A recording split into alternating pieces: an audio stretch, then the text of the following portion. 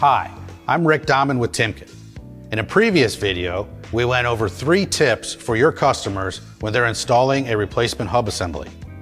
Specifically, we talked about the importance of tightening the axle nut to the proper torque specifications, taking extra care to properly position the ABS wheel speed sensor cable, and using a certified calibrated torque wrench during the installation process.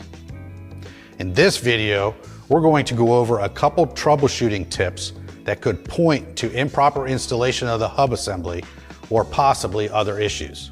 The first troubleshooting item is loss of clamp. This is the leading cause of hub bearing damage. The symptoms could include wheel vibration and/or excessive noise. This occurs as a result of the axle retaining nut loosening due to improper torque or the loss of their self-retention characteristics. This can allow the bearing to loosen and alter the setting of the bearings inside the hub, causing misalignment and accelerating wear. To prevent this from happening, your customers should always use a new axle retaining nut and tighten it to the proper torque specifications to apply the proper clamp load to the bearings.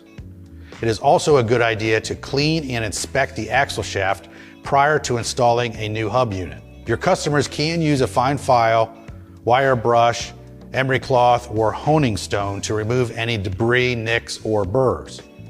But using lubricants on the threads or washers is not recommended because this can increase the clamp force.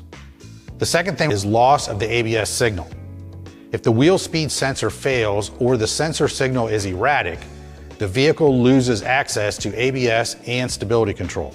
If the vehicle has ADAS features, such as automatic braking, those systems will be taken offline as well.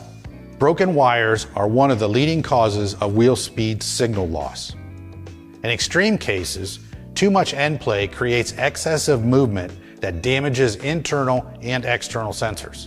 This indicates a lack or loss of bearing clamp, resulting from severe mechanical breakup, external corrosion, or damage to the hub unit. In addition to following the OEM's torque specs when installing a new hub bearing, it's important for your customer to take special care to avoid damaging the wheel speed sensor cable during installation and to make sure it's routed properly.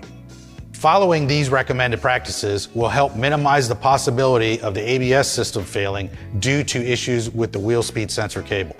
The last troubleshooting tip we're going to discuss is the intrusion of foreign materials. Contamination is most likely the result of seal damage during hub installation.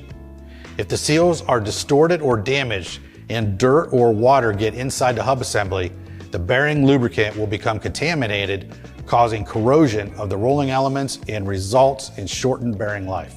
For more troubleshooting help, Timken has developed a bearing damage analysis guide. Your customers can download a PDF of the guide by visiting the resource section of the Timken website, www.timken.com. Or they can just type Timken bearing damage analysis in Google and the page should come up at the top. This is Rick Dahman. Thanks for watching.